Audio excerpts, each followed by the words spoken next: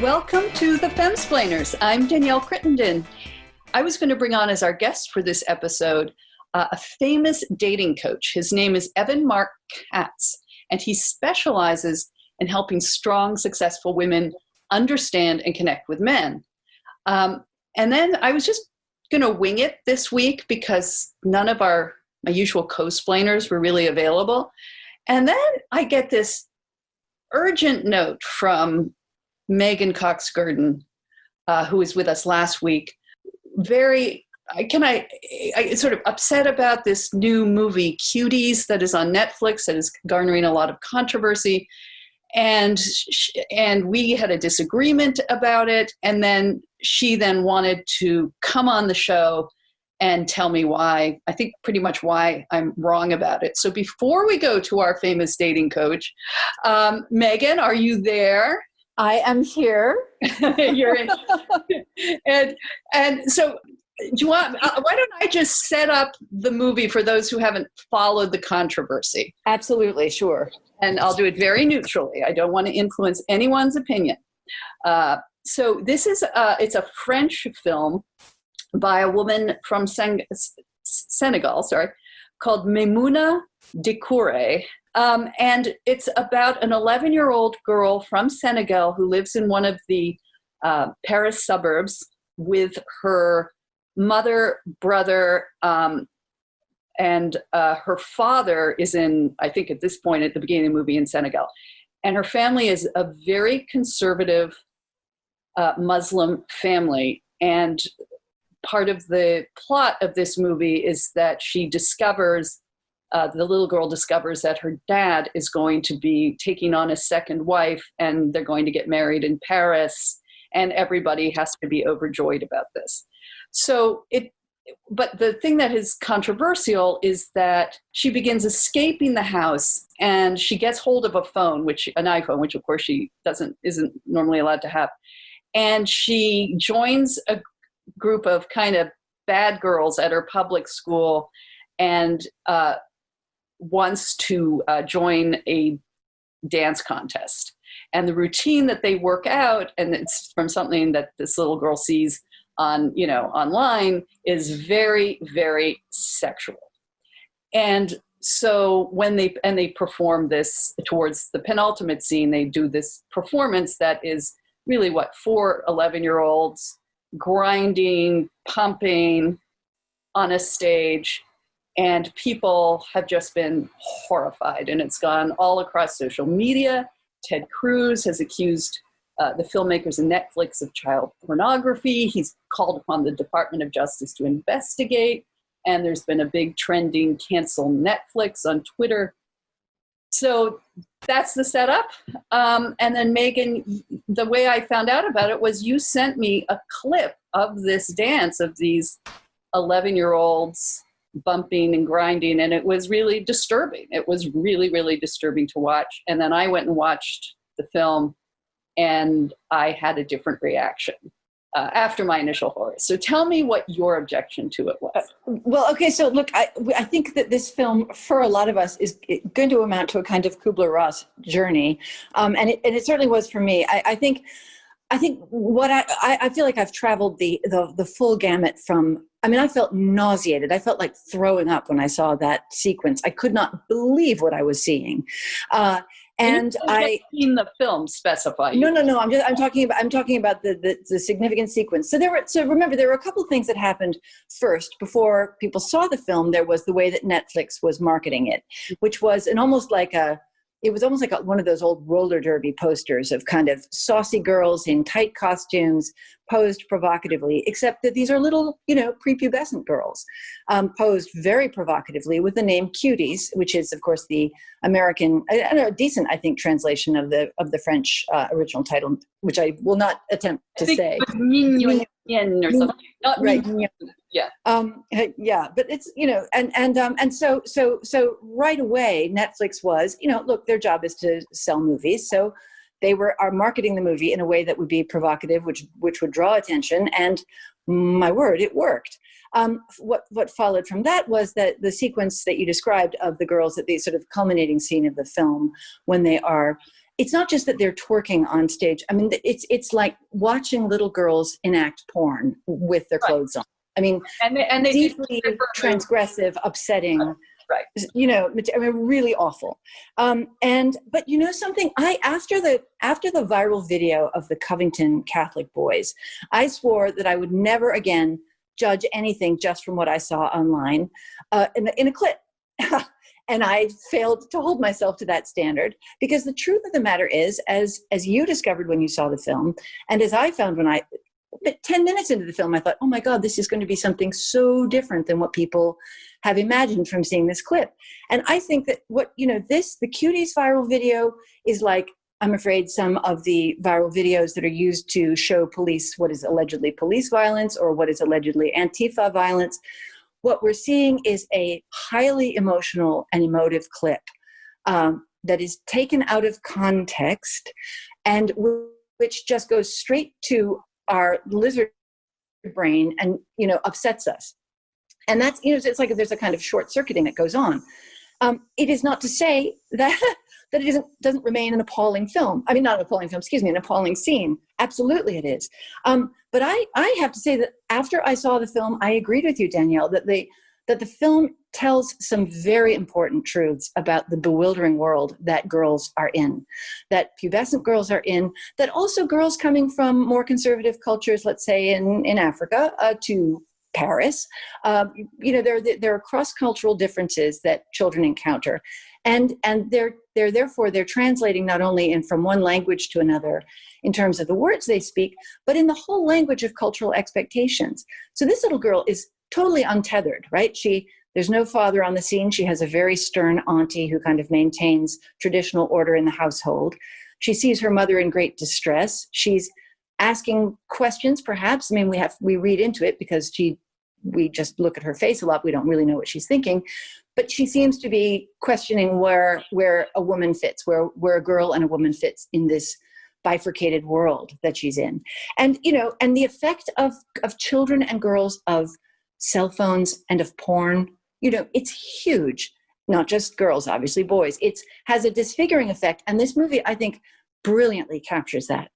Now, I'm sorry, I don't want to kind of go on and on, but I will say that I do think, coming back round to the horrific culminating scene, is that, and then it's not the only one in the film where I think that the audience is really brought in a voyeuristic way, which is regrettable. In my old theater days, one of the things we always talked about was, it's not if a character is dying on stage or falling in love, it isn't actually the way that particular character emotes that tells us how serious something is on stage. It's the characters around them reacting. And one of the things I think that was really interesting from a filmmaking standpoint, as if I were a filmmaker, again, just assessing this as a work of art, that in that horrible scene, the camera just stayed on the girls spanking each other and stroking themselves. I mean, and just so upsetting and horrible to see little girls doing this. It went, in the viral clip, it went to the judges looking horrified. And well, yes, but there was really, I mean, I don't know if somebody probably will break it down frame by frame. I think that we lingered very little on the faces of the audience. And that's where I think the filmmaker really made a mistake. The human brain can fill in a lot of information. It's one of the reasons why we can watch movies, right? We don't see every single second that's taking place. We see there are spaces between frames, but our brains supply the missing information. And we can do that with, we do that with fairy tales. We do that with all kinds of things. And here was an opportunity. You could have shown the entire film minus the soft pornographic images of little girls' bottoms and private parts, and it would have been as or more powerful. Yeah. Well, okay. First of all, Meg, I'm so glad to hear you say that, especially what you said about the Covington viral video. And this is true. It doesn't matter what the video is about. If you're seen it on your social media, and you have to, it doesn't matter what political view it is, it has been clipped. It is wanting you to react in a. That's why it's there. And you're right about the lizard brain. Right now there's so much stuff because of the election flying around. And this one, I think the origin of why this has become such a sensation, because in the end, let's face it, it's kind of a French art film, you know? Yeah. I absolutely agree with everything you said about it. And the filmmaker herself said this was a criticism of this terrible dilemma that modern girls are thrown in. So everything you said about modern girlhood and social media is exactly right. But I don't think this would have attracted this kind of attention if it had not been for this moment that we're in pre-election.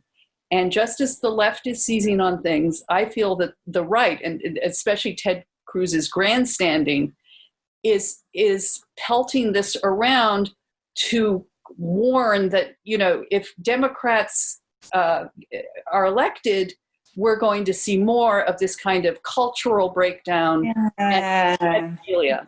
I'm going to disagree with that. One of the reasons, I think one of the reasons. I mean, I think it certainly connected to the fraught moment, but I think it's a larger fraughtness than an election.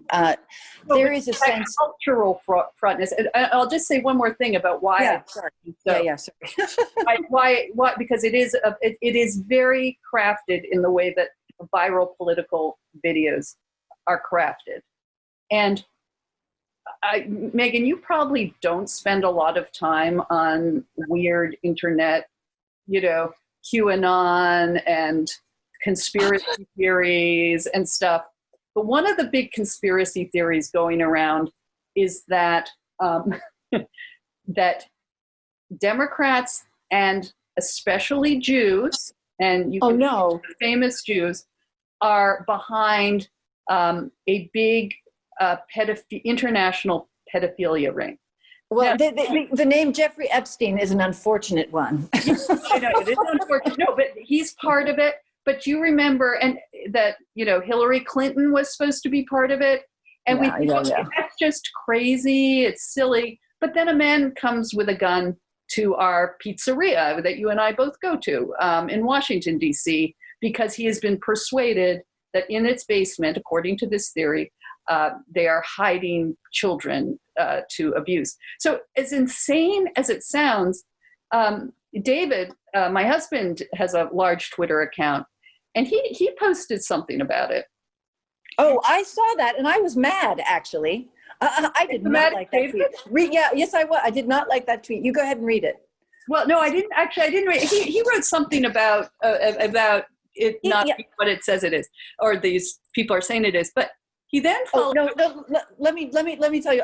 I of course don't have it to hand either, and I don't know. No disparaging of David. I mean, we can all disagree on things. That's why it's good to have a podcast to discuss these things. But no, he was talking about sort of. I think it was something about, social conservatives who've tolerated Trump suddenly have a lot of pent up indignation that they need to let loose. And I thought that was pretty unfair, actually. As a mother of daughters, that's not cool. Well, it's a nice way to deflect attention from the president's own interests in 15-year-olds, for sure. Come on. This is, I don't. You know it, Meg. You know it. No, come on. There is actually more in the world besides Trump. There's more in the world besides American politics. Okay, let me go back to pedophilia.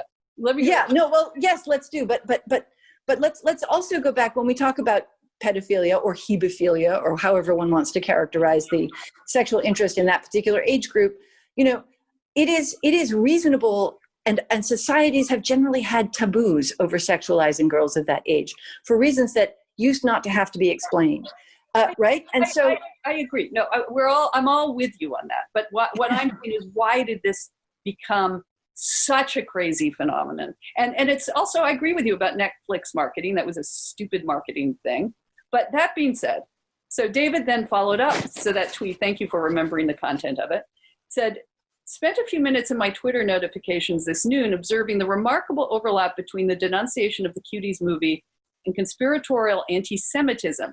I'm not going to pretend to understand it, but wow, was it overwhelmingly present. And David is not, he gets attacked all the time, and he's really remarkably sanguine about it. But he did notice that this particular hashtag, this Cuties movie, really brought out, the anti-Semitic pedophile conspiracy. So I think there was a lot more going into this controversy than just simply rightful societal revulsion. Yes, but let's think of it this way: if you have people who are already whipped up about child pornography or human trafficking, which is, by the way, a real phenomenon and not something to be trivialized.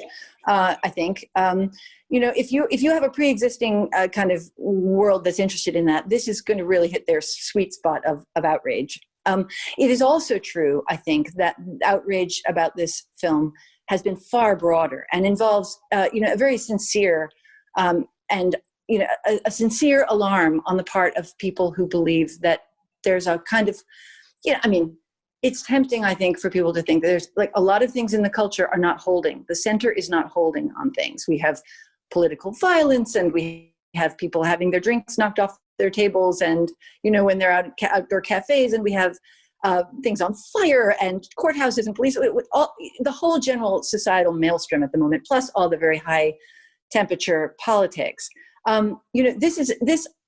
It felt to me when it reached my lizard brain as like, okay, this is the last straw. Like, I'm sorry, I cannot take this. We cannot go down this road. It must stop. Please stop.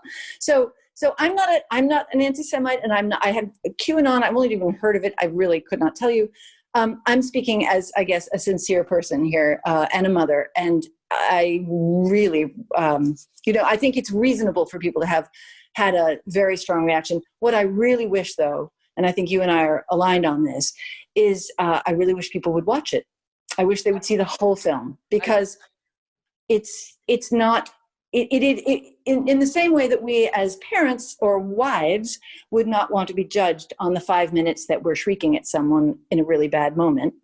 A work of art also needs to be assessed. And I'm not trying to, contextualize child porn. No, I actually argue that as you have heard, that I wish that the filmmaker could have been more delicate about it, could have shown more reaction and less action. But that said, the framing of the film, I think it's a really very important and brilliant movie.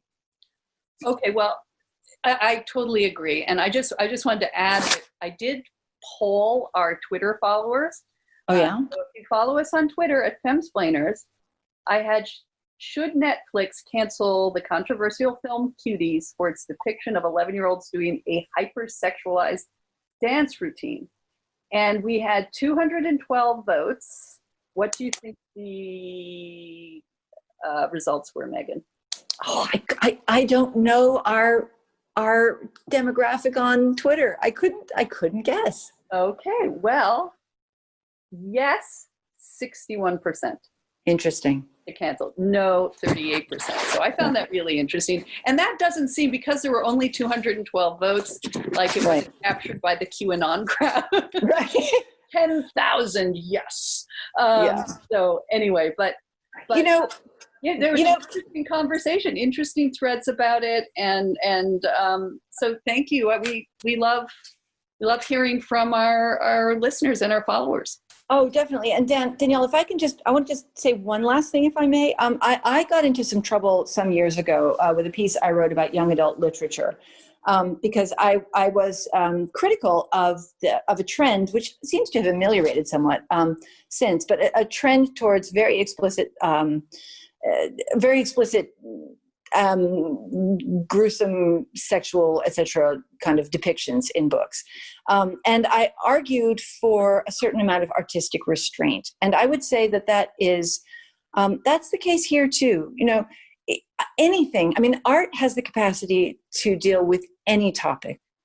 Again, I alluded to fairy tales earlier. There is nothing so grim and terrifying and grisly and transgressive as what happens in fairy tales. But we can approach these things from something of a distance and get the horror of them, let's say, without having our faces rubbed in the horror of them, and without putting really grim ideas straight into the brain that you can't, shake out again. And so I would say this is true for filmmaking as well. I think as a culture, we would benefit from more artistry and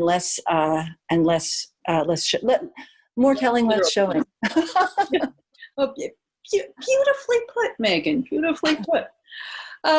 Okay, so now you're ditching me. You're breaking I gotta up with go. me, Meghan, as I bring on our coach, Evan Mark Katz. I just want to say that I think both sexes will find his observations and guidance fascinating. You thought dating in COVID was hard, but maybe this is a good opportunity to take some time to reflect on your dating game. So before we bring on Mark, we're going to go to a message from one of our sponsors. And Meghan, thank you for joining. That was great. Really, it was really glad fun to have that perspective. Be back with you again soon. Okay, bye-bye. Bye. When is the perfect time to plant trees and shrubs? Big box store experts will tell you, anytime, or great question, or you're going to take that now, right? So probably right now is a good time to plant. But the best time to plant is actually fall, which means now is the time to go to fastgrowingtrees.com. Skip the big box stores and head to fastgrowingtrees.com, which is the world's largest online nursery.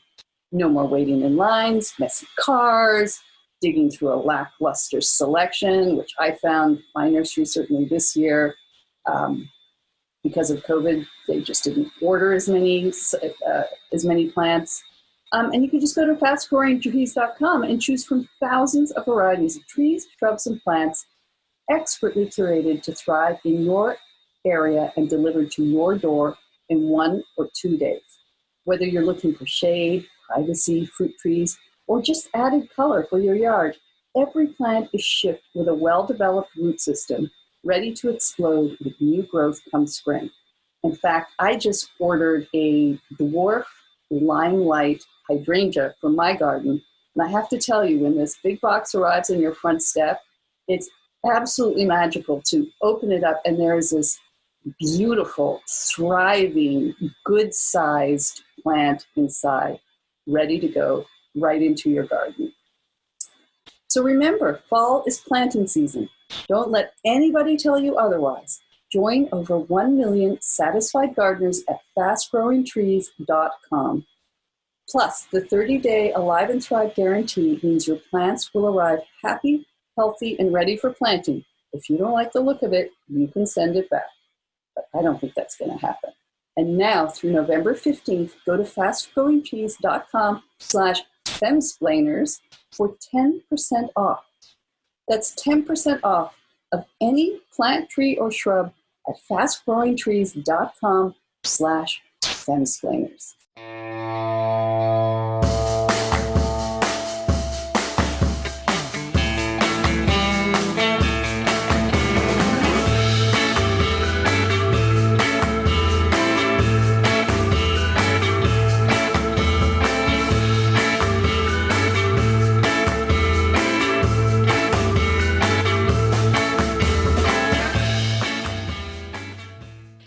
Hi, Evan. Welcome to the Femsplainers.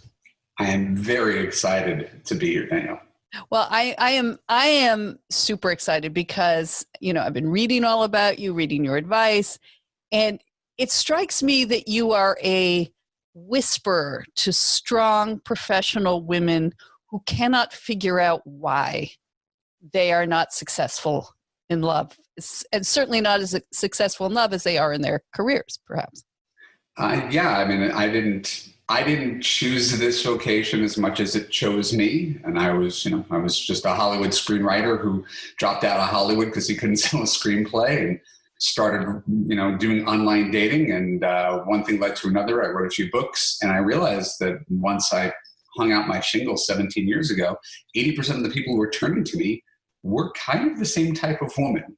And for shorthand, we call them smart, strong, successful women. But at the end of the day, you could have everything in the world.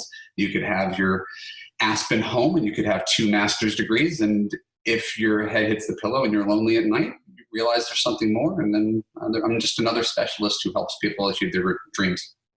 Well, I'm especially gripped by this topic. I mean, we talk about men and women, obviously, all the time on this podcast.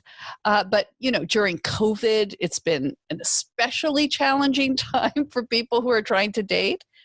But we're also living in a time, this is sort of this post-Me Too era, and as you have written, there are many, many positive things about the Me Too movement, but it's almost as if men and women have lost all ability to communicate with each other. They're very suspicious of each other.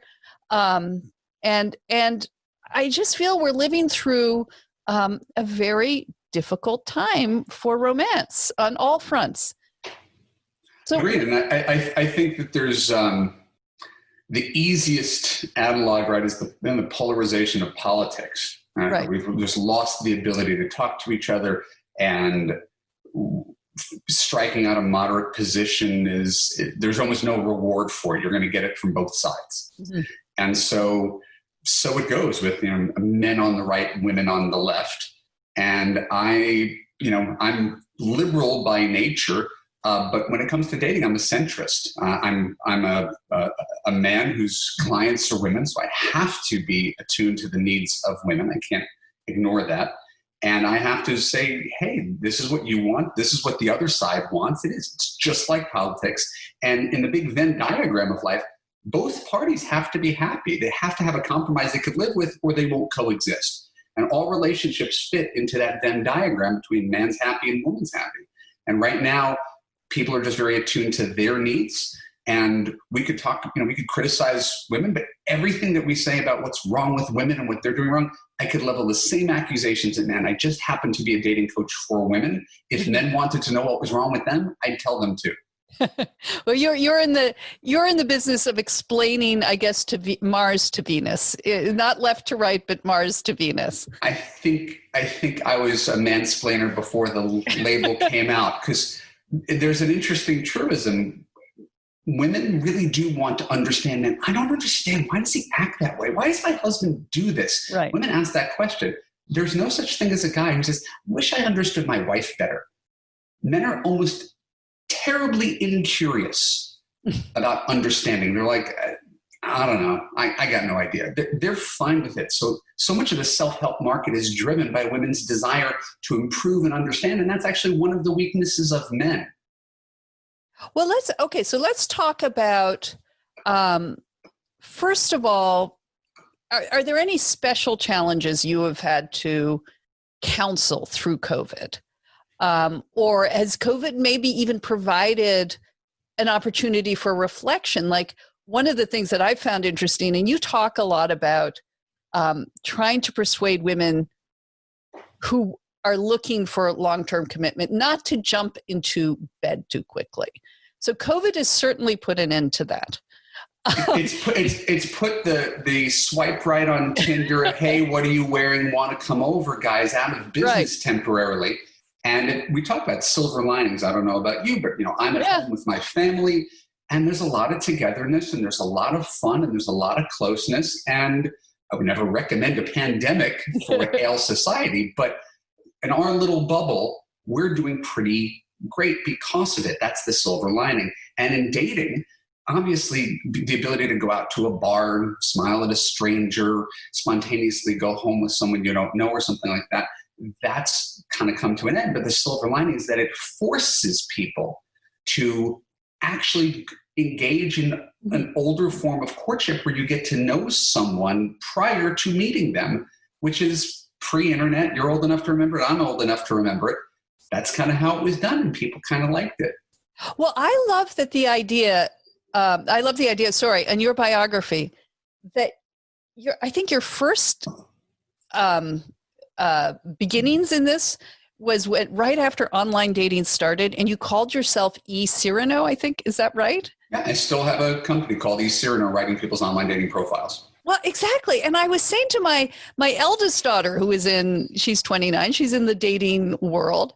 And I said, isn't this kind of great? I mean, we're going back to Jane Austen. I mean, you guys have to be, it's not just the funny one-liners. It's almost epistolary. I mean, you guys are almost engaged in this long, drawn-out conversation before even you meet with each other.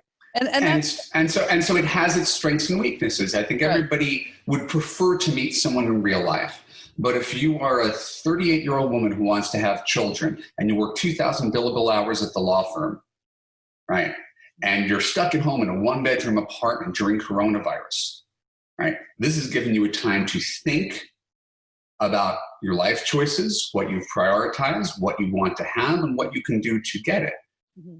And so there's not again, I never traffic in terms of right and wrong. I always talk about effective or ineffective. Is this getting me closer to my goal or not? And what I see, unfortunately, is that there's a lot of smart, strong, successful women who are rightfully proud of their accomplishments.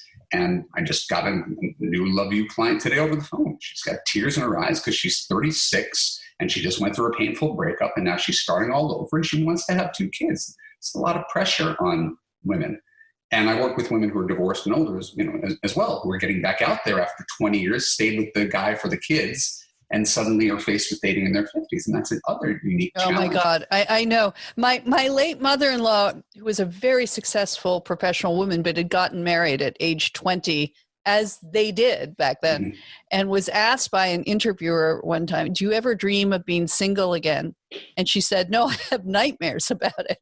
Like, I dating in one's 50s just fills me with terror as a woman in her 50s. And thus a lot of women stay with the wrong man for too long. Right. I don't want to get into your marriage. This is not that kind of No, it's okay. I'm not planning on dating unless David is hit by a bus, which please God won't happen. All I'm saying is that people have choices and we often think we don't have choices. It's staying at the job too long that you don't like, but it's the golden handcuffs. And a lot of people stay in relationships where they're actually not happy. You got one life to live. Mm-hmm. And so out of fear or inertia, they keep on going. And just because a couple's been together for 55 years, you could say it's a triumph. It's not always a triumph.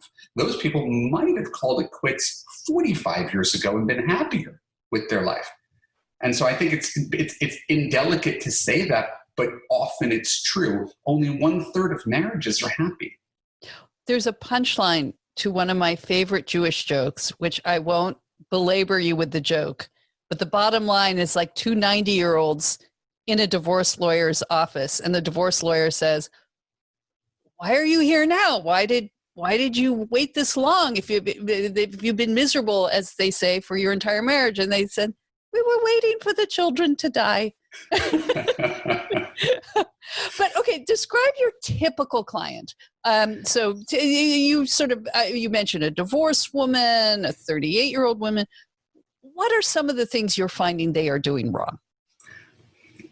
I'm going to, once again, be delicate, not really try to talk about what people are doing wrong. I think there's what comes naturally to people. Right. What are some of the issues they face? Well, again, if you are the aforementioned 38-year-old woman who has 2,000 billable hours at the law firm, where you're a CEO of a tech startup, right? You're a really big responsibility. You travel a lot, you work a lot, and you consider if someone's working 55 hours a week, how many hours a week are they putting into finding love proactively? Mm-hmm. None. They're sort of hoping it happens in this really, really passive way. And we don't do anything in life like that. You don't wake up one morning and say, I hope I lose 20 pounds. You don't try to change careers and say, I hope a new job finds me. But people sort of hope that love, finds them. And then a decade goes by and it doesn't. And because they're remunerated for success at work, they double down on the thing that works because dating has brought so much pain. And people sort of just compartmentalize. And then they wake up one day and they're like, this isn't the life I wanted. And that happens at any age. It's just particularly acute for women in their late 30s who want kids and women who are older, 50s, 60s, who may have given 20 years to a marriage where they weren't happy. And then they're starting their life over and they realize, I got 30 years left on the planet. It's a long time to be alone. And I want to get that part of my life right too.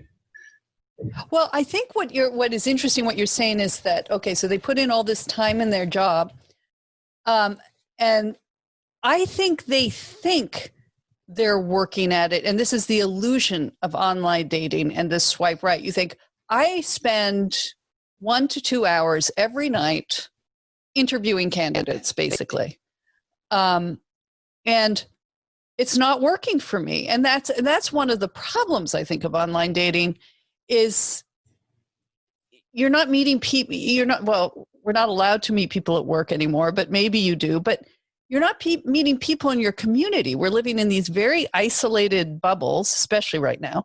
And you think you're doing the work of doing the online dating, but you're really just on the internet. Is that fair? It is. I would call it a both and rather than either or, right? Where your observation that these are low quality interactions, swiping right on 100 guys and texting, right? That the quality of the interaction is extremely low. So it's like kind of playing roulette. Like there's no skill involved in swiping right and texting someone. And people put all their eggs in that basket. The problem is real life, even prior to coronavirus, doesn't lend itself to meeting people. If you work in a small office with 5 other women at some boutique agency, or your friends are all married and you're not really the kind of girl who goes out to bars. And this is one of the only games in town. So a big part of what I do as a coach is tell people, hey, in spite of coronavirus, in spite of Tinder, how can we take greater control? Like a consultant. How do we take everything you do and do 20% better to get you a better return on investment at the end of the year? Because there are things one can do. We can complain about the system, or we can work within the system to do better. So what are some of those things that you would advise? Oh gosh, I mean, I got a 6-month course called Love You that walks people through. The first month is on confidence. The second month is meeting men, dating, understanding men, relationships, commitment. And every step of the way, people have their own blind spots. And some people are really insecure. They had an anxious attachment style because they had a distant father, and so they choose distant men, and they got dumped by so many men who are emotionally unavailable, and they keep on making the same bad choices and doubling down. And there's some women who think they're the bee's knees, and they're in the 98th percentile, and no man is good enough for them. And we could slice and dice this a million different ways. I can ask you to think of any single woman you know and candidly tell me why you think they're still single. This isn't like a top 3 thing. I was actually asking a more basic question because obviously, and this is what's so interesting about what you do. I'll get into the female whispering, as it were, but just meeting someone like practically. And as you say, I don't go to bars, or I'm too old to go to bars. And who are you going to meet in a bar? And it's certainly these days. So what are some of the just basic activities that get you off the online universe? I think you're asking a reasonable question. I would suggest gently that I don't know that it's the right question. To me, that's like saying, and I did a TED Talk about this years ago, what gym do I lose the most weight at? Is it 24-hour fitness? Is it Equinox? And the solution is the place. But we all know it's not the place, because you could lose weight at any gym if you go there diligently and do some high-intensity cardio every day. People think the problem is external. What site do I go to? What place do I go to? And those are internet listicles. You want to meet men? Go to a golf course. It's BS. It's nonsense. Yeah. So it's not where do I go to meet men. It's who am I being that would make men, wherever I am, choose to talk to me, want to go out with me. It's about being open. The Rabbi Avram Heschel, who I love, has this thing about talking to someone who doesn't believe in God. And how do I believe in God if I don't believe in God? And he said, go through the rituals. And in this case, go to synagogue. He says, his upshot was, if your feet are pointed in the right direction and you're open and you go through the rituals, you'll be surprised. Belief will come to you. And I think in a way what you're saying to women, and I assume men as well, that if you've got all these notions and you're not examining yourself about, are you really open to these things? And am I doing the things I need to be open? I'm not going to meet someone. I mean, happiness is when your actions are aligned with your goals, right? If you want to, if you're a really social person, you choose a job as a night watchman, not going to be that happy because your actions are not aligned with your goals. Yeah. So I talk to all these people who they fill out an application on my website. They tell me this is the most important thing in the world, right? What have you done to pursue that? again, wanting to be a lawyer, but never going to law school. So I frame dating like a practice, the way people have yoga practices, meditation practice, religious practice, healthy lifestyle. All right, every morning I wake up and I meditate for 10 minutes, and then I make myself a healthy breakfast, and then I go to the gym to sweat for a half hour. Right? It's exactly what you said. So I've created a course in which I lead people through that practice and take the guesswork out of it. This is closer to following a recipe. If you do X, Y, and Z, good results will happen. It is like dieting and eating right and going to the gym. It is a lifestyle choice, either integrating dating into it or keeping it as this weird outside thing that just sort of has to happen, right? Love happens when you least expect it. Nothing happens when you least expect it. Okay, so some of the, I don't want to call them, because we're keeping positive, as you say, I don't want to call Indeed. them common mistakes. But one of your helpful suggestions, can we call them that? I don't know where you're going, so you have free reign. Well, you one link you sent me, which I've been reading your articles, I just love them. It says, why don't men like smart, strong, successful women? And this is actually a theme through your other articles. You make the case that very accomplished women are either, it's not that they're setting their standards too high, but they're not listening to, well, maybe they're setting their standards high, but they're not listening or thinking about what the man wants, or just even the other wants. They're thinking, this is what I need. This is the sort of person I'm looking for. It's like a job application. But they're not thinking, again, like not just about being open, but how do I become the person that I want to be with someone else, to be loved? And this is a really challenging conversation. And that's why that's a very long blog post. I take the scenic route to get there, because otherwise people tune out the message. Yeah. There's a deep-seated belief. Men are intimidated by me. Right? And to be fair, some of them are. You just don't want them, so they're not really part of the conversation. The men who are not intimidated by you, why wouldn't they choose you? And I think that's where we get into something where we really sort of involving gender and society, and it becomes sort of a dicey discussion. Right? When Rupert Murdoch is single, is he looking for another 85-year-old billionaire? No, he is not. And we can make him wrong for that. He just wants a blonde who's 30 years younger. But yeah. He wants what he wants. If you're a guy with money, the last thing you need is another person with that much money. Really, he's looking for something else. And so men are less likely to want to date the clone version of themselves. Women, I discover, a lot of the women that I work with, want to date themselves with penises. And that doesn't always work for a number of reasons. Now, there's nothing wrong with saying that's what I'm attracted to, that's what I deserve, that's what I want. But remember, a man doesn't say, I got to date someone taller. A man doesn't say, I got to date someone richer. A man doesn't say, I got to date someone smarter. Does that mean men are dating down? No. Men are dating for simpler reasons generally. Is she pretty? Is she nice to me, and does she accept me for who I am? And if you can check those two boxes, you can get really far with a lot of guys, right? Whereas, and again, I'm simplifying it to make a case. Women have more boxes to check, and therefore fewer men are qualified. So if you disqualify 95% of men, go online. I only date men with master's degrees. I only date men who make more than I do. I make 150 grand a year. I only date Jewish men. It's 1.7% of America. You just watch your dating pool get smaller and smaller and smaller. And that's before we talk about the things that make marriage work, which you know, because you've been married for a while. Kindness, consistency, communication, commitment, character. That doesn't show up in a dating profile. That doesn't always show up on a first date. So we screen for the wrong characteristics, thinking if I date a man who went to an Ivy League school, who's Jewish and makes six figures, I'm going to be happy. And that doesn't necessarily wash, as everybody knows. So it's why I have a 6-month course kind of leading people through this forest so they can come out on the other side and realize, oh, I've been chasing the wrong things for too long. I know what I'm attracted to, but it hasn't actually resulted in me getting what I want. And then you get the immediate pushback. So you're telling me to settle?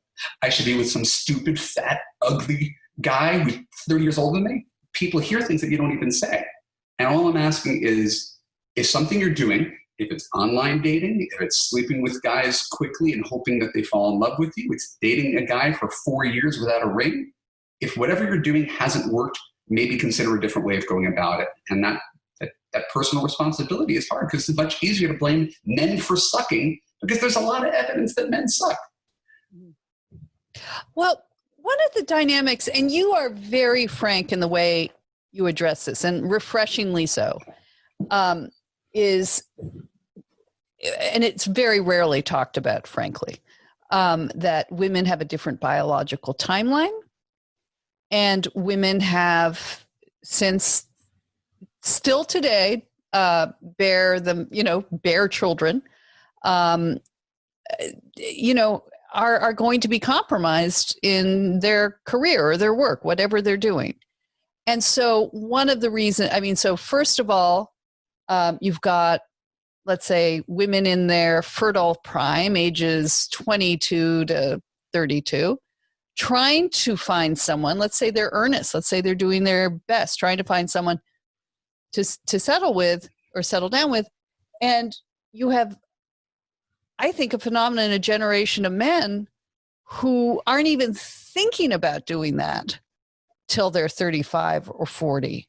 And that's a real problem. So we've got an imbalance of how men and women are going to, be together.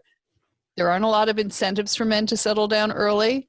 Maturity is happening largely later. So there's that. And then the money imbalance is that even if you're a high earning woman, I understand that you could fall in love with the postman and he's a wonderful guy and he's going to be the best husband ever. But if you're a woman who is looking at having a child, and even with daycare and blah, blah, blah, taking time out and wanting to be more with that child, you inevitably become financially dependent on someone else. So you're looking at two very tough issues that women face in the dating world. Listen, I agree. I don't think we need to shy from that. And I think this is a continuation of the discussion. Given these realities, what do we do about it? Now, the nice thing is, to get married, you only need one person. So we could generalize men, right? Or men in Los Angeles. But all it is one person to make you wrong. Right? All the generalizations go out the window. So one of the things that I tell smart, strong, successful women, and it's validating, it's nice to hear, right. 90% of guys aren't worth your time. Mm-hmm. Right? That's not just in your imagination. It's true. 90% of guys, for our purposes, are not worth your time. My job is to keep you open to 10%, where a lot of the women who come to me are only open to 1%. Mm-hmm. And in that gap lies love. So it would be like an Ivy League school. Right? I tell all my clients, they're an Ivy League school. You deserve to have high admission standards. Right? But even Harvard takes 5% of its applicants. Columbia, Cornell take 10% of its applicants. If they only take 1% of their applicants, they don't fill a freshman class. Mm-hmm. So I tell women, you can be as selective as an Ivy League school, as long as you're open to 10% of men. But once you say, nope, I went on Match.com, world's biggest dating site, there's only 2 guys on the entire site for me. Well, now that's tipped over. Now we've got a problem. Mm-hmm. Too selective. And then the imbalance in earnings. Like, you had a really interesting blog post about women not being open to men who earn less than they do. And you were, saying you got to be more open than that. But if anything, I encourage women to date like men. I want to acknowledge the biological difference, and in everything, and we could talk about politics. Everything layers over onto it. We talk about compromise, holding out for everything. We're going to have a country where we never raise taxes once. Right? Like, if you take that Grover Norquist party line, that's a non-starter of a conversation for moderate people. So we could say, I'm holding out for a man who, right, can make $200,000 and support me when I decide to drop out of work to raise my kids. You can. It's just there's a smaller dating pool of men who are willing to do it. So the question is, are there other possibilities other than that? And the fact is, the answer is yes, because it's exactly how men date. It's exactly how men date. They're not dating for you to provide for them. And that's one of the interesting things about post-second wave feminism is your parents' generation, women didn't work. They were homemakers. Men had to make more, be the protector, be the provider. Now we've decoupled that. Women are their own protectors and providers. They're very proud of their independence, as they well should be. So I think of couples like my sister, I think of a couple like my cousin. My cousin went to Georgetown Law. She's a professor. She married a guy that she met in the Peace Corps when she was 25 or something like that. It's a super guy, really bright. He's a high school English teacher and soccer coach. Right? My sister was in San Francisco. She married her husband who was like a middle manager at some tech company, makes 6 figures. That's fine. He's not going to be able to support the whole family. They both have to work. They put their child in daycare, and they're doing the best that they can. But combined, they do great. So if you consider a woman who makes $125,000 a year marries a man who makes $70,000 a year, she just got a $70,000 raise. 200 grand is not bad.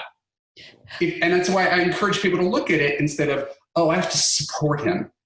Oh my, he's a leech. You mean if I go on vacation, I have to pay? Well, it never occurred to me that oh my God, my wife is a leech because I got to pay for our vacations.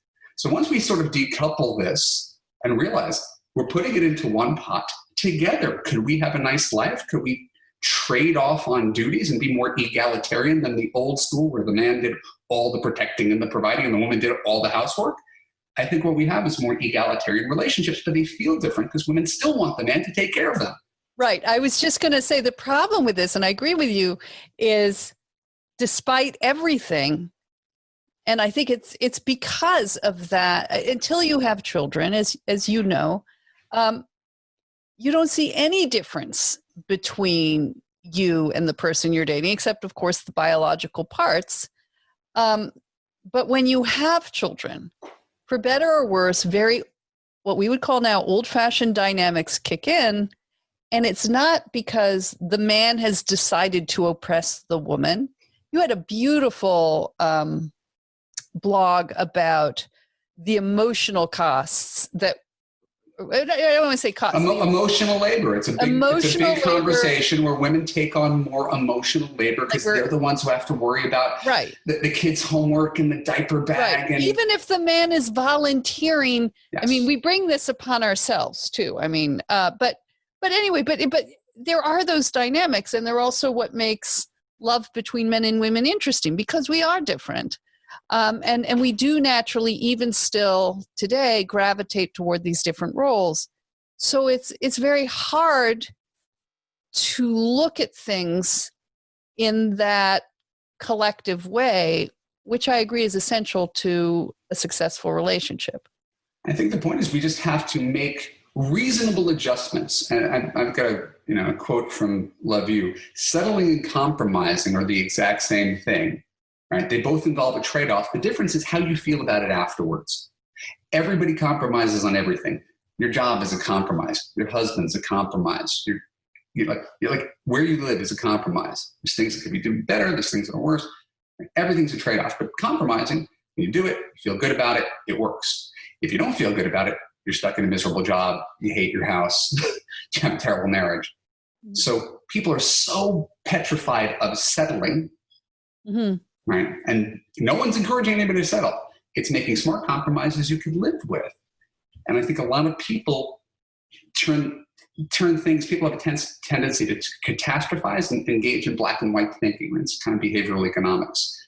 Right. So if we turn this into black and white, any guy who makes less money than I am is a loser, and I'm going to have to support him. He's the kind of guy who's playing for quarters on a subway. No, he's just a regular guy who chose a job that doesn't have as high a ceiling. And if that guy takes care of you, right, emotionally, and listens to you and tends towards the house, and he happens to be home at 5 when you're working till 7:30, but he's the one who can give the kids a bath and get dinner ready, you might have hit the jackpot. Enjoying the program? You might be enjoying it more if you knew you could join the conversation as well. Consider becoming a subscriber at Patreon, and not only will you support your favorite podcast, and we depend on your support, but you'll receive our special monthly bonus episode, Last Call, in which you get to ask our guest questions. It's a completely fresh, exclusive podcast available only to our patrons. Contribute $10 a month or more, and you can listen to the podcast ad-free. And all subscribers receive our monthly newsletter. So go now to patreon.com/femsplain and join with whatever you can give. Buy us the equivalent of a monthly coffee or a monthly cocktail. Everything helps. We can't do this without you. Right. I think what is interesting, and this is generational, use the word compromise, that there aren't incentives, or there aren't obvious, I should say, incentives to compromise. That I want to hear you. I want to challenge you on that. Okay, no, fine. I mean, when you look at child rearing as someone who doesn't have children, you go, oh my God, what a nightmare. Why would I ever have children? And the things that are wonderful and the gifts are children, they're not something you can write out on a pro and con list. That it's when you have them. Not only is it the gift of them, it is the gift to yourself of how they enlarge you as a human being. Like you are no longer living for yourself. You're no longer just thinking about yourself. And that's something that's very hard to convey in the absence of having your own children. And what I fear is going on with this generation of men and women is, you know, it's not 1953 or 1967. There aren't a lot of incentives for a man to settle down, you know, and have children. There aren't a lot of, you know, incentives. I remember speaking to a young woman recently. She was about 26 or 7, very attractive, very accomplished, very educated. And she said, why would I get into a relationship? I just have to deal with a guy and his problems. And I said to her, well, you know, you might have problems too, and he has to deal with those, but it just wasn't that way of thinking. So this idea that you not just compromise, but you give something of yourself to something, that you go to something larger. That is, I don't see a lot of that going around right now. Well, I want to acknowledge your point because it's valid. I think it's talking about limiting beliefs. Limiting beliefs are partially true, but they're not totally true. So I want to acknowledge the truth of what you said and add on to that, because that's just the glass half empty view of it, right? And that might be your perspective. My glass half full view of it is every day I talk to women, I write notes on a Post-it note, and they tell me what they're looking for in a relationship, right? And men want to, right? And so we can talk about the difference between men and women, and there are. I would say men and women are 90% the same. There's 10% difference, and we need to acknowledge that and talk about that. You know, that's a big part of what you do, right? To talk about the difference. But the thing that's the same is that if we were to do, and this, I know there's a podcast, but I'm going to raise my hands for the YouTube version of this. Let it be on the record that he is raising his hands. So here's unhappily married. Here's unhappily single. Yeah. Right? The bottom. Yeah. And the next level is happily single. I'm independent, pay my own bills, travel, got good friends, have a job and a dog. And then at the top is happily married. And there's a reason people come back to it, because to have a partner in life, to share emotion, day-to-day, support, love, comfort, trust, memories, to build a life together, it doesn't require that much of a sale. I don't have to advertise. People just come to me and say, I feel empty. I have everything. So that woman you're talking about, why do I need a man to deal with his problems? Okay, go the rest of your life without a man, if you think that will make you happier. But there's a lot of evidence that happy people with partners are even happier. So if you want to strive for more, it's available to you, and you don't have to think that it's a lost cause, because a lot of people have bad relationships and say, I'd rather be alone than deal with someone else's shit. Okay, that's a choice in life, just like it's a choice in life to get a job for $45,000 a year and never aspire to higher. You can, but if you aim higher, maybe you'll achieve higher. What are some of the issues you find with the men you speak to versus their attitude? I represent men because I'm the only man in Loveview. I don't speak to men. I don't coach men. I did the first 5 years of my career, and I realized that men need help, but they don't ask for it, so they're fundamentally useless. Well, you did write a little bit about, you sort of touched on incels and men who take the same attitude towards women that extreme feminists take towards men. That's right. So it becomes a mirror of the political conversation. Men on the far right and women on the far left, and someone like you or I is in the center, and you get it from both sides. So if I tell women, here's some things you can do better to achieve your goals, and they're like, shut up, you patriarchal mansplainer misogynist. And I get that, which is shocking to me as super sensitive New York Jewish liberal guy, right? And then people on the right are like, you're a white knight mangina who's a mangina. Yes, that's a word I learned from the red pill community. You're telling me that I'm just lying to middle-aged women, right, who are past their expiration date, and American women are too masculine and useless, and they're going to import women who are 20 from Thailand. Right. Those people they're on the internet, they exist, and they shouldn't take up any oxygen in anybody's life, right? Go to your deathbed hating the opposite sex. It's not a constructive emotion. Basically, these men have grievances against women that are valid. These women have grievances against men that are valid. It is just like the political conversation. How do we get past that and find the common interest? And that's, people who could find more overlap are going to do better everywhere in life if you could figure out a way to get along with people who don't agree in lockstep with you. One of the things you suggested, which is, again, in the sort of when you try to coach successful women, is trying to tell them that men just want someone who is going to understand them and be sympathetic to them, that they're not always being criticized or told to be better. Talk a little bit about that. In the relationship section of Love You, I call it accept, appreciate, admire. Right? Every guy's gone for someone who's young and pretty. Every guy has gone for someone whose intellect was dazzling.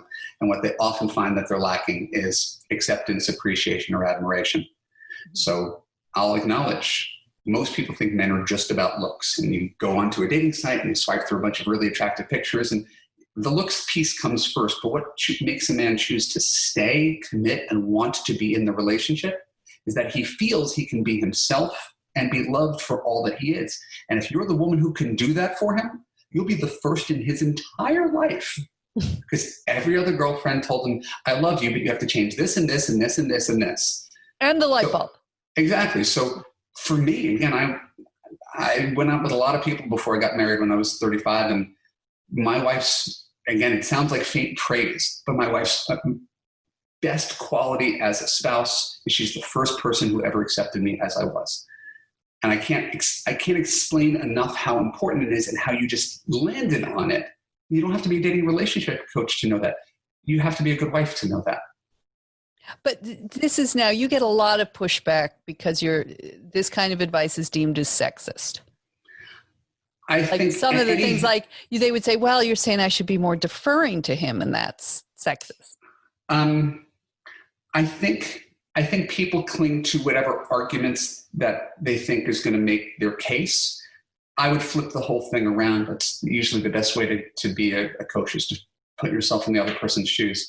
You've got a boyfriend. Should he not accept you in total? Should he criticize your appearance, tell you to grow your hair longer, tell you to lose weight, criticize others, and treat your partner as a project? And I want to treat people as if yes, people can grow, but it's not your job. You didn't come in as his consultant. I don't know if we just dress him a little bit nicer, give him a slightly better job, he'll be marriage material. This is it. Right? If you don't love him as he is, go find another guy. That's fine. But don't marry him and constantly tell him what's wrong with him. You wouldn't want a spouse to do that for you. So this is, basic golden rules stuff. And it's unacceptable behavior. But my guy is a cheater. No one told you to accept that. So it's when you have a good man, the more we operate from a sense of collective trust and community, right? If I could wake up every morning and say, how can I be a better husband? Don't you think I'll have a happy wife? Right? Why wouldn't it work if the genders were reversed? So I don't see anything sexist about saying men could do better as partners. You're right. So this is one thing that I think women can do better as partners.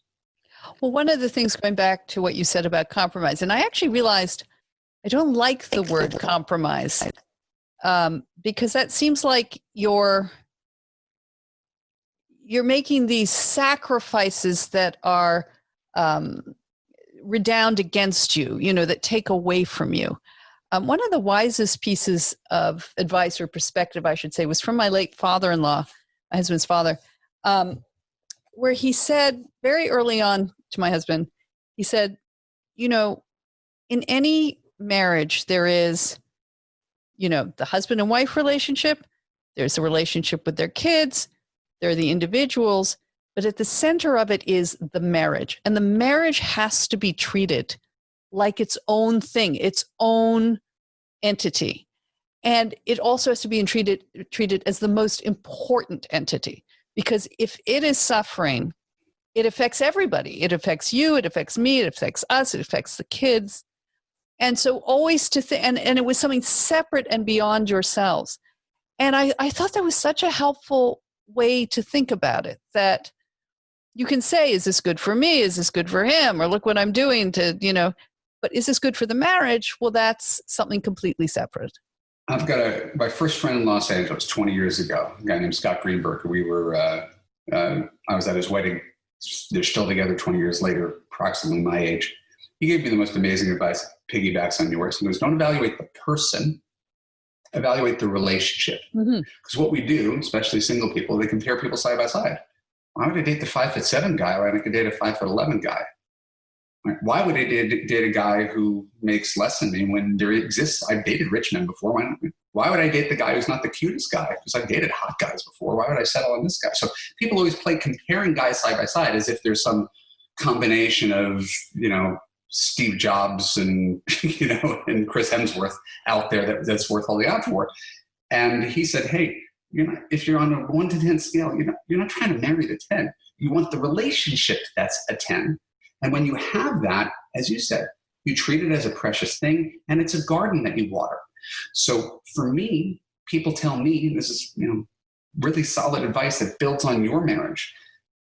Relationships take work. This is what everybody says. Relationships take work. I have the opposite view. I think relationships are fundamentally easy. Relationships take effort. The same way. Thank you. Thank you for saying that. A job being a podcast. It takes effort to do this well. Right. But if you're mostly enjoying it, it shouldn't feel like work. So people stay in bad marriages that feel like work because people told them relationships take work and you better work on it. We're going to go to couples counseling. And my wife is my best friend. The amount of work it takes to maintain our relationship is less than the amount of work it takes for me to maintain my car. Right? So good relationships should feel fundamentally easy. And then, happy and good and pleasurable. That's right. And then you cultivate that relationship, right, the way we focus on it. And what happens in marriages is that you pointed out, they die, right? People drift apart. It's because she's raising the kids and he's making the money and their marriage just fell apart. They don't spend any time. They're playing their roles, but they're not spending any time on them. So someone has to be conscious of that and carve out relationship time instead of getting stuck in your marriage roles and your parent roles and your work roles. Because there's couples who go weeks without talking, months without having sex, and they don't even think anything of it. They just think this is what marriage is. And they have to go back to the courtship time from when they were dating to remember what made them fall in love.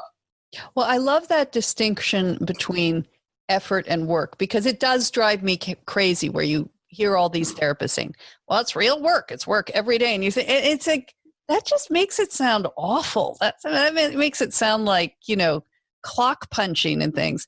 Whereas when you say effort, and it goes back and forth, right?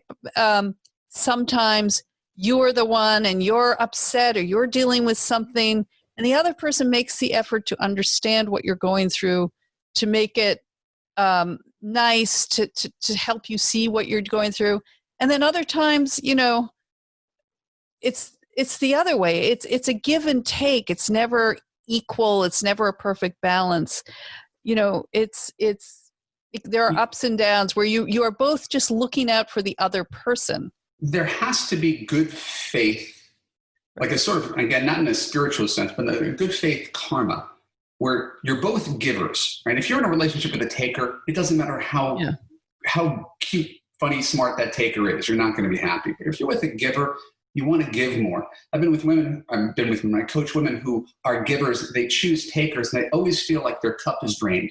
I give so much to the relationship, I try so hard, and it's because their solution is, I got to give less. No, you're just giving it to the wrong person. Right.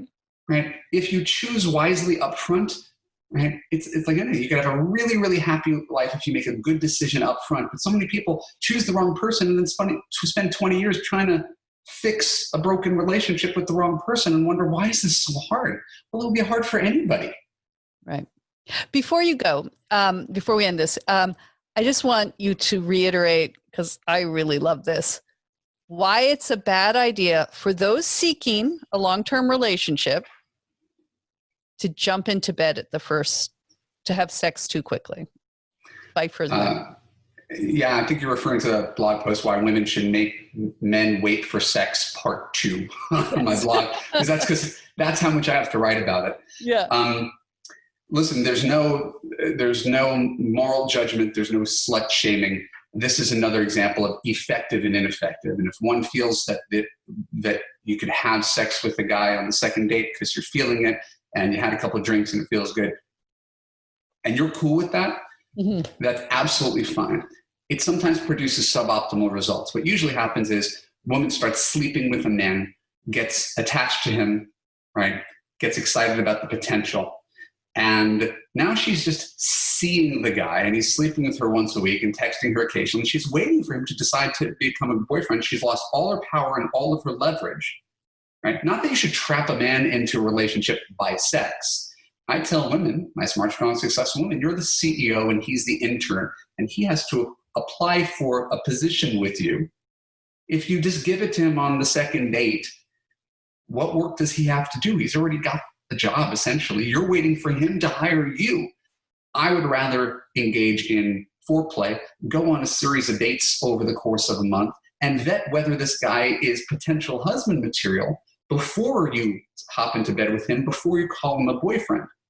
Right? Usually people do the opposite order. They start sleeping with someone and they keep their fingers crossed that he's either going to call them again or commit to them.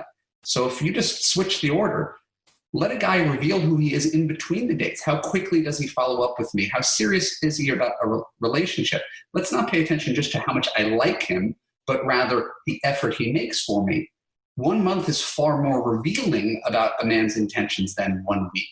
So just spending more time vetting someone the way you would spend more time vetting an important candidate at your company, instead of just hiring them off the resume and a quick interview.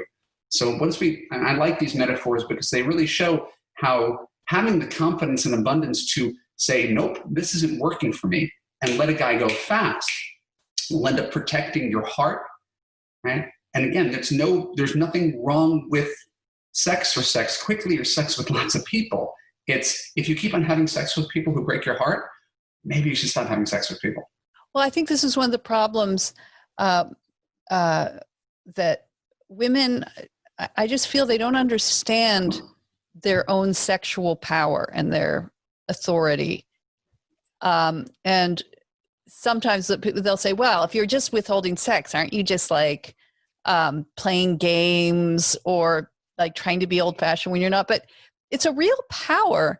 And I think a little bit of that was lost in this whole, second wave feminism, where we were taught that our sexual drive is exactly like men's, our sexual needs are exactly like men's. We want the same thing out of sexual relations as men. And then, as you point out, then we get kind of brokenhearted because we have given away quite cheaply an essential part of our power. But that's not politically correct to say.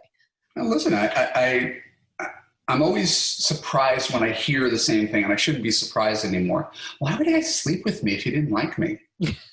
And it's because she's like, I wouldn't sleep with a guy if I didn't like him. Well, men do it all the time. Yeah. You have a pulse, you're interested, great. And so women are perpetually surprised that men don't act or think the same way and keep on banging their head against the wall and they blame the guy. And how dare he sleep with me if he had no intentions of... No, it's your responsibility to ward off those guys instead of blaming these guys for what is he supposed to tell you on the first date? I'm not a commitment kind of guy. That's not going to go very well. I just think you're hot and I want to sleep with you tonight, but don't expect any follow-up. So why would a guy do that? And so I think there's a term that I coined. It's called sexclusivity. And when people get all weird about this, I was like, you can give them like a 20-second speech and it makes everything right because it accomplishes 4 things. Number 1, you let him know you're sexual. Number 2, you let him know he's attractive and you're interested in him. Number 3, you let him know that one day he's going to have a chance of having sex with you. And number 4, you let him know that you're not trying to get him to commit to you because you don't even know if you want to commit to him. So it becomes, Danielle, right, it's you and me and I'm the woman in this situation. Danielle, I'm having so much fun tonight. I'm so turned on right now. I would love to, but I don't sleep with guys that I'm not in a relationship. And since we've only known each other for like 3 hours, let's continue this conversation. Let's have some more fun tonight. All right, we're not going to have sex, but we could have some more fun.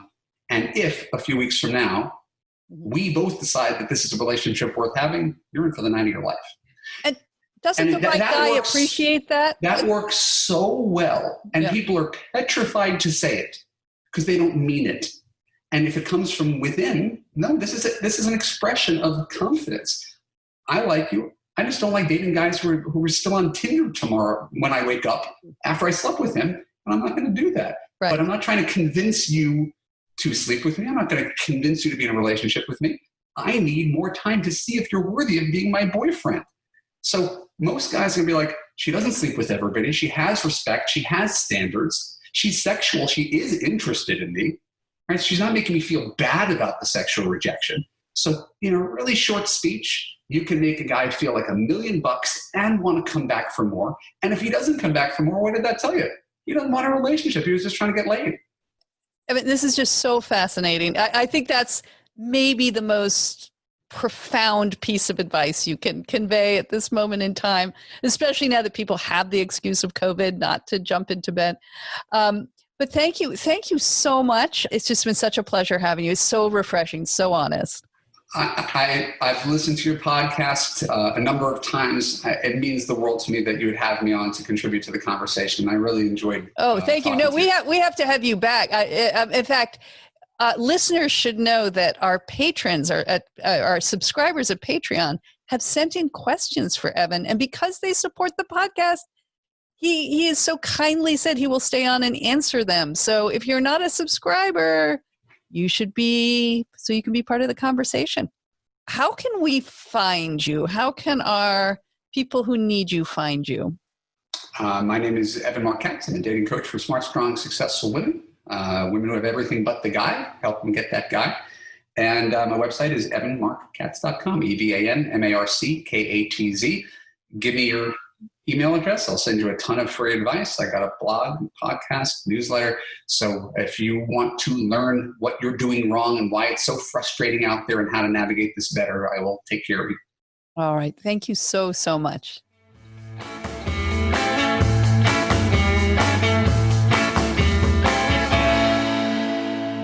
Oh, that was so interesting. One of the words that Evan kept using, the word compromise, and what compromises are you making, and what compromises should you expect to make. I realized the word compromise was bothering me because it's not really, when you're with someone, a compromise. You're not compromising implies you're sacrificing or giving up something, and obviously there are compromises, but it's more like accommodations. You are making accommodations to each other or to the marriage. And I don't know, that just has a more positive connotation to me than compromise.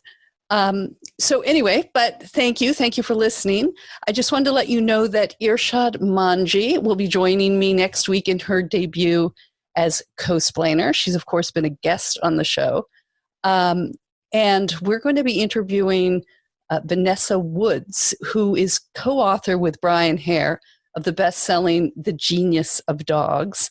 And they have a new book out, which just looks fascinating. It's called Survival of the Friendliest, Understanding Our Origins and Rediscovering Our Common Humanity. It's basically challenging the sort of Darwinian idea that it's survival of the fittest. In fact, their research is going to show, or is showing, that those who cooperate tend to do much better than those who compete against each other. So I'm very fascinated to hear that. And if you're Patreon members, you can ask questions. You'll get a chance to send in questions in advance of the interview, and you can ask about the dog book too. I know I will. And otherwise, we look forward to talking to you again next week. Bye-bye.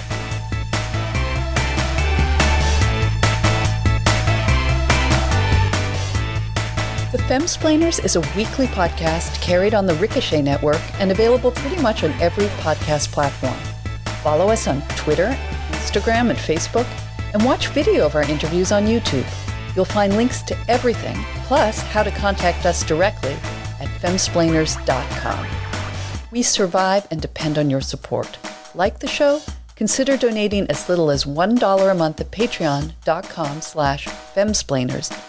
And get our exclusive monthly bonus episode, Last Call, in which you get to join the conversation with our guests.